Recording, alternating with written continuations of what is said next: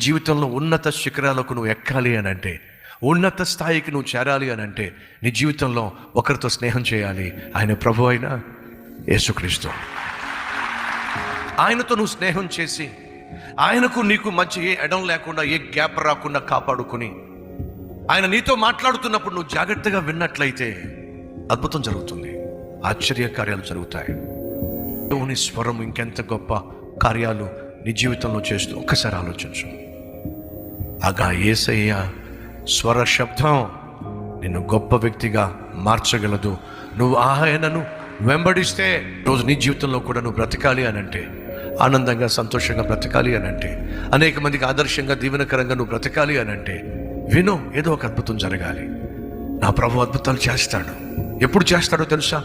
ఎవరికి చేస్తాడో తెలుసా? ఆయన స్వరము విని వెంబడించే వారి జీవితంలో అద్భుతం చేస్తాడు.